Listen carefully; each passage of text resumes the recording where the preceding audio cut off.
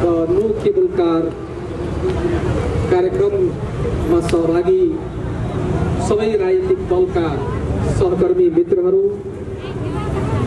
र यहाँ उपस्थित सम्पूर्ण न्यायप्रेमी आदरणीय जनसमुदाय, पत्रकार बन्धुहरू,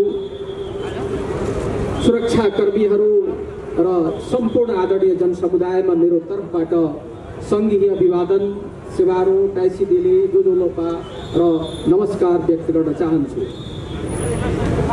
म सर्वप्रथम नेपाली जनताको यो जायज माग र राज्यले गरेको जनताको संवैधानिक अधिकारमाथिको दमनको घोर भर्त्सना तथा निन्दा गर्छु र मुकुमलुङको जनता र त्यसबाट प्रभाव पर्ने सम्पूर्ण नेपाली जनतालाई चाहिँ नेपाल संघीय समाजवादी पार्टी र 8 दलीय मोर्चा यो आन्दोलनको साथमा छ र हामी तपाईसँग नैतिक समर्थन मात्रै होइन, भौतिक उपस्थितिको सहितको समर्थन जनाउन आज यहाँ ठण्डा सहित उपस्थित भएका छौँ। हाम्रो कमजोर पक्ष के रह्यो? राज्यले चाहिँ यति हदसम्म चाहिँ हामीलाई किन हेप्यो, त्यो कारण चाहिँ पत्ता लगाउनु हामीले बुझ्नु पर्नु आवश्यकता छ। म यहाँहरूलाई सम्पूर्ण नेपालको उत्पीडित जनतालाई, सम्पूर्ण नेपालका न्यायप्रेमी जनतालाई र यो मुलुकमा चाहिँ इन्साफ र सत्यको शासन स्थापित गर्न चाहने सम्पूर्ण आदरणीय जनसमुदायलाई म आग्रह गर्न चाहन्छु कि यहाँबाट हामीले हेर्छौँ कि मुकुङलुङ एउटा पवित्र धार्मिक स्थल र त्यहाँका रैथानेहरू र त्यहाँका आदिवासी जनजातिहरूको मात्रै सम्पत्ति होइन, यो विषय सम्पूर्ण नेपालको उत्पीडित जनताको विषय हो भन्ने कुरा हामीले बुझ्नु पर्यो। हामीले जब रिङ्कु सदाको हत्या र बलात्कार हुन्छ त्यति बेला चाहिँ यो दलितहरूको मात्रै समस्या हो र जब मुकुङलुङमाथि आक्रमण हुन्छ, धर्म संस्कृतिलाई मास्ने काम गरिन्छ र जनताको संवैधानिक अधिकारलाई खोज्ने काम गरिन्छ, अनि हामी भन्छौँ यो लिम्बूहरूको मात्रै समस्या हो। हाम्रो मूल समस्या यही हो। राज्यले हामीलाई यसरी हेपेको मूल कारण नै यही हो। अब हामी यो भन्न चाहन्छौँ कि यो समस्या लिम्बूहरूको समस्या होइन, मात्रै होइन, यो सम्पूर्ण नेपालको उत्पीडित जनता, नेपालका आदिवासी जनजातिहरू, नेपालका दलितहरू, नेपालका मधेसीहरू, नेपालका मुस्लिमहरू, नेपालको महिलाहरू र नेपालको वर्गीय उत्पीडनमा परेका सम्पूर्ण जनताको मुद्दा हो यो। यसरी हामीले यसलाई हेर्नुपर्ने आवश्यकता छ, अनि मात्रै हामी राज्यसँग सही दिशामा उसलाई लिएर जान सक्छौँ। आज म भन्छु तपाईलाई, नो केबल कार आन्दोलन त्यहाँका रैथाने जनताले गरे। त्यहाँको धर्म र संस्कृतिलाई संरक्षण गर्नका लागि, नेपालमा भएका जुन एउटा सम्पदाहरू हो त्यसको संरक्षण गर्नका लागि तो सरकारले धन्यवाद दिनुपर्ने।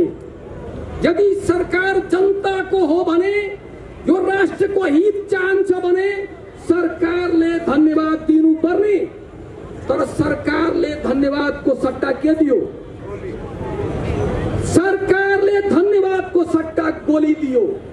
ए सरकार, तिमीलाई गोलीमाथि धेरै भार छ भने, तिमीले यदि महसुस गरेको छौ भने कि बन्दुक र गोलीले शासन चलाउन सकिन्छ र जनतालाई डराउन सकिन्छ भन्ने तिमी सपना हेर्दैछौ भने राजा ज्ञानेन्द्रको हालत तिमीले हेरिसकेका छौ। तिमीले सोभियत रुसको हालत हेर्यौ, तिमीले संसारका बडा बडा तानाशाहहरूको हालत हेर्यौ। सबै हतियार देउका देउ थिए र जनता विजय भएर तिम्रो अन्त गर्ने दिशातर्फ अगाडि बढ्न सक्छ। म सरकारलाई आग्रह गर्न चाहन्छु कि सरकारले अविलम्ब त्यहाँका जनताहरूको समस्यालाई समाधान हुने गरी त्यहाँका रैथाने जनताको भावनाको सम्मान गर्ने गरी वार्ताद्वारा समस्याको समाधान गर र त्यो गर्नुभन्दा पहिला त्यहाँ जुन अपराधीहरू छन् जसको कारणले त्यहाँ हिंसा निम्तिएको छ, जसको कारणले चाहिँ अधिकारको दुरुपयोग गरिएको छ र नेपाली जनताका छोराछोरीहरू मारिएका छन् र घाइते बनाइएका छन्, त्यसको उच्च स्तरीय छानबिन गरेर अविलम्ब कारबाही गर। कारबाही गरेर वार्ताको वातावरण बनाऊ। पहिला कारबाही गर अनि वार्ताको वातावरण बन्छ। हामी वार्तामा बस्न तयार छौं। त्यहाँको जनता यसको शान्तिपूर्ण हल चाहिरहेको छ, तर सरकारले बन्दुकको धाक र धम्की देखाइरहेको छ। आदरणीय जनसमुदाय, आदरणीय उत्पीडित साथीहरू, म यहाँहरूलाई आग्रह गर्न चाहन्छु, सरकारले गर्नुपर्ने कामहरू धेरै छन्। जस्तै एउटा दलितको छोराले आफ्नो मन पराएको केटीलाई बिहे गर्यो भने दिल्लीबाट त्यो बेचारा दलितको छोरालाई समात्ने र ल्याउने सरकारको आँट छ भने रिङ्कू सदाको बलात्कारी र हत्यारालाई फाँसी देऊ, कारबाही गर भन्ने तिमीसँग आँट छैन। आज संविधानको उल्लङ्घन गरेर यही काठमाडौँमा जुलुस प्रदर्शन भइरहेछ, तिमीसँग हिम्मत छ? आज तो राजा आऊ देश बचाए भन्नेहरूलाई, संविधानको विपरीत जानेहरूलाई कारबाही गर। तिमीसँग हिम्मत छ भने संघीयता र पहिचानको विरोध गर्ने, संविधानको विरोध गर्नेहरूलाई कारबाही गर। किनभने तिमीसँग दम छैन र भित्रबाट तिम्रो पनि समर्थन छ त्यसमा। र हामी भन्न चाहन्छौं, हामी कुनै पनि प्रतिगमनलाई, यो मुलुकमा पहिचानको विरुद्ध, संघीयताको विरुद्ध, अधिकार जुन जनताले प्राप्त गरेको छ त्यसको विरुद्ध षड्यन्त्र भयो भने हामी एकजुट भएर लड्ने छौं र अगाडि बढ्ने छौं। र म मुकुमलुङ क्षेत्रको जनता, आदिवासी जनजाति र त्यहाँका सम्पूर्ण आदरणीय जनसमुदायलाई मधेसको तर्फबाट, मुस्लिम समुदायको तर्फबाट, 8 दलीय मोर्चाको तर्फबाट तपाईहरू बिल्कुलै एक्लो हुनुहुन्न। सिङ्गो देशको उत्पीडित जनता तपाईहरूको साथमा छ भन्ने एउटा मेसेज दिनको लागि म पनि काठमाडौँ आइपुगेको छु। आदरणीय जनसमुदाय, यो मुद्दा हामी उठान गर्छौं र यसलाई अन्तिमसम्म पुर्याउँछौं।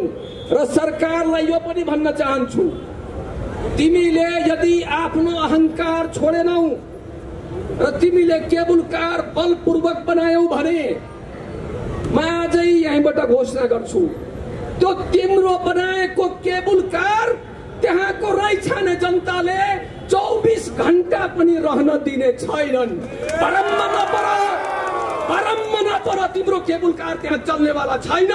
त्यस कारणले यस जनताको अधिकारको सम्मान गर, चाहनाको सम्मान गर भन्दै हामी यस आन्दोलनका साथमा छौं भन्ने उद्घोष गर्दै आफ्नो 2 शब्द यही टुङ्ग्याउनु भन्दा पहिला मलाई पनि यसरी यहाँ सहभागी भएर आफ्नो मन्तव्य, आफ्नो समर्थन दिने अवसर दिनु भएकोमा हार्दिक धन्यवाद दिँदै बिदा हुन चाहन्छु। सेवारो टाइसिदेले नमस्कार, संघीय अभिवादन।